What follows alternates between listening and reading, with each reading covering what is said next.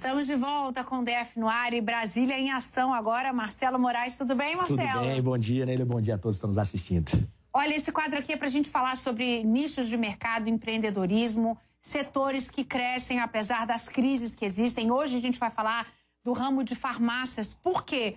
Durante a pandemia, as farmácias de manipulação cresceram e as farmácias tradicionais se mantiveram. Ninguém caiu, é um mercado em ascensão. A gente pode dizer isso, Marcelo? Em ascensão. Bom dia, mais uma vez. Um mercado bilionário, gigantesco, se tornou ainda mais gigantesco durante a pandemia, tanto de farmácias tradicionais quanto de farmácias de manipulados. Geraram milhões de empregos no Brasil inteiro, muita gente empregada graças à rede de farmácia. E, por incrível que pareça, foi um dos poucos negócios que no ano de 2020 e 2021, nesses 2 anos de pandemia, nós não falamos nenhuma vez. A gente falou muito daqueles negócios que enfrentavam dificuldades, né, para tentar dar uma ajuda, uma força e fazer aviso aos governos também da importância do governo socorrer determinados setores. E esse especificamente de farmácias, tanto de manipulados quanto das tradicionais, não precisou nem de uma ajudinha nossa, não falamos nenhuma vez. E agora vamos trazer como um destaque positivo, se é que a gente pode ter algum destaque positivo de pandemia, talvez o ramo das farmácias tenha sido um desses destaques positivos. Foi um dos setores que a gente mais utilizou, né? A farmácia ficou aberta, todo mundo procurou a farmácia. Lógico que teve uma série de adaptações, alguns produtos que eram vendidos passaram a não vender e outros que não eram realidade viraram do dia para a noite, como as máscaras, por exemplo. Exatamente. Esse até tem um caso que quando a gente foi estudar esse mercado, né, lojista falou assim, a gente tocou quando começou a tal da corona, que ninguém sabia muito bem o que era, o coronavírus. A gente estocou um monte de antigripal, mas na verdade as pessoas se recolheram em casa e poucos griparam. Né? E os efeitos do corona eram diferentes dos efeitos de uma gripe tradicional, né? Eles eram muito mais agressivos. Então, na verdade, a pessoa não tomava antigripal, ela ia parar no hospital. O estoque ficou parado. O estoque ficou parado. Só que aí veio o álcool em gel, veio a máscara e outros produtos aí mais alusivos, de fato, diretamente à pandemia. E isso trouxe bilhões em faturamento. Só para o pessoal de casa, ou quem está nos assistindo ter uma ideia nele, e você também, esse segmento, ele gera em faturamento a mesma coisa que a gente consome de energia elétrica no Brasil inteiro, pra você ter uma ideia. É mesmo? No ano de 2021, foram 152 bilhões de reais só no ramo de farmácias. Aí, juntando tudo, né? Todas as farmácias manipuladas e convencionais. Então, me chamou muita curiosidade, porque o que a gente gasta de luz nas nossas casas no Brasil inteiro é o que as farmácias vendem de produtos durante o ano venderam no ano de 2021. Um crescimento de 10% em relação a 2020, em plena pandemia. Então, um mercado que está ativíssimo e a gente vê no nosso dia a dia, né? Quem não passa por uma farmácia todos os dias, né? A gente vai ver agora o exemplo de uma empreendedora do ramo de farmácia de manipulação, o mercado crescente. Vamos ver a experiência dela agora. Eu entrei na faculdade, eu tinha 16 anos, eu entrei na faculdade muito nova e eu me formei com 21. Então eu comecei a abrir a farmácia muito nova e a gente começou, a farmácia mesmo abriu em 2011, eu estava com 24 anos. Eu comecei em 2011 com a primeira farmácia, a gente era um ponto bem escondidinho e eu acho que uma das coisas que a gente cresceu muito foi realmente na parte de tecnologia, porque a gente não tinha um ponto muito visível, então a gente começou, acho que fomos uma das primeiras farmácias a começar atendimento pelo WhatsApp. Então, isso foi uma coisa muito inovadora que a gente colocou na farmácia. Essas possibilidades de conseguir a adesão do tratamento de maneiras diferentes, eu acho que é o que mais me encanta na manipulação, né?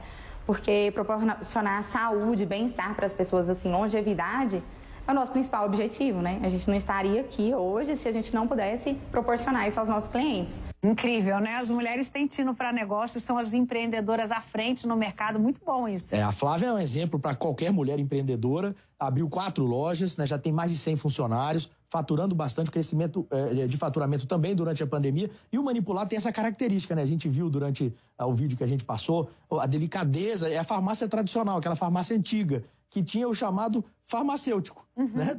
Hoje a gente não vê mais, hoje a gente quase não vê mais o farmacêutico, né? A gente vai e fala com as pessoas, mas ficou uma relação um pouco mais fria, entre aspas. O manipulado é aquilo, né? No detalhe, no grãozinho, na precisão, fazendo aquele medicamento exatamente do jeito que você precisa. E muitos médicos têm optado, Neila, pela farmácia de manipulação em detrimento da farmácia convencional, mas eles não se consideram concorrentes em momento nenhum. Porque são específicos, né? Eles conseguem até manipular mais medicamentos dentro de uma só cápsula. Vamos ver a experiência agora da farmácia tradicional nesse período que você falou? Nosso mercado, ao contrário do que muita gente pode pensar, ele não passou ileso aí as consequências da pandemia, né, os efeitos da inflação, eles também influenciaram no preço dos medicamentos e na falta de muitos produtos durante a pandemia. Então isso tornou o negócio um pouco mais instável, de certa forma, mas é notório que a gente passou, acho que melhor do que muitos outros segmentos, porque a gente não teve que fechar as lojas. Então só o fato de não ter de fechar as lojas fez do segmento algo muito mais fácil de trabalhar. Hoje nós estamos muito mais próximos da normalidade. Ainda temos aí um resquício, né, de um rescaldo de pandemia, mas eu diria que nós estamos muito próximos da estabilidade, muito próximos da normalidade. Então, acabamos de voltar aí de um novo reajuste anual de medicamentos, o que deixa o mercado um pouco mexido também em relação à disponibilidade, mas as coisas estão retornando já ao normal em termos de disponibilidade de produtos. Como as lojas permaneceram abertas, a gente não teve grandes mudanças em termos de afastamento, só mesmo as mudanças que vieram com a pandemia. Então, tivemos as gestantes que tiveram de ser afastadas, pessoas com comorbidades, o número de afastamentos por adoecimento e atestado durante a pandemia, de fato, foi bastante alto, foi um esforço grande para poder manter as operações abertas, mas nós conseguimos ultrapassar esse momento, mantendo todas as vagas. Então nós temos cerca de 800 funcionários e à medida que a gente pensa na abertura de lojas, é que a gente pensa de fato na contratação de mais pessoas. Isso significa que é um mercado para quem quer começar, Marcelo? É um bom mercado, mas é muito difícil, né? Um mercado muito grande, são redes enormes que atuam no Brasil inteiro, então concorrer com redes desse tamanho, você tem que ter uma estratégia completamente diferente. Você vira praticamente um atendimento pessoal, ou seja, por que eu vou optar por uma farmácia de bairro, como a gente chama, né, que é única praticamente, em detrimento de uma farmácia grande que eu encontro em qualquer lugar, tenho segurança, sei da origem do remédio, é no atendimento. Então, quem quiser entrar nesse ramo, como a Flávia fez, uma guerreira, para concorrer com essas redes de loja tão grandes, é no atendimento, na qualidade, no serviço, naquele marketing bem feito, certo, para a pessoa certa ali da sua comunidade que está ao seu redor. Então, é um mercado que pode se entrar, como a gente falou aqui, gera muito dinheiro, então dá para ganhar dinheiro, mas tem que ser muito profissional e agir com uma estratégia empresarial muito bem definida. E tem franquia de farmácia? Não tem franquia, sabia, Neila? É um mercado que as farmácias optaram, né, se a gente for olhar o movimento na B3, que é a Bolsa de Valores de São Paulo, elas optaram por fazer grandes redes, abrir o capital dessas grandes redes para grandes fundos que investem bilhões nessas redes para que elas ampliem ainda mais. Então virou uma briga de cachorro grande.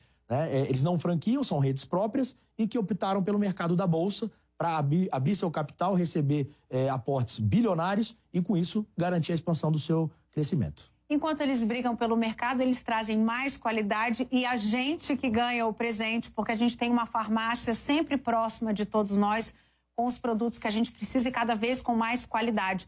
Marcelo Moraes, muito obrigada pela participação. Eu que agradeço e dar os parabéns para esse setor que emprega tanta gente, né? A gente gosta de falar dos empregos gerados, impostos pagos, e o setor de farmácia, sem dúvida nenhuma, contribui não só para a geração de empregos, mas também para os cofres públicos com os impostos que eles pagam, e esse dinheiro vem para a população em serviço do Estado. Maravilha. Obrigada, Marcelo. Obrigado, até quinta.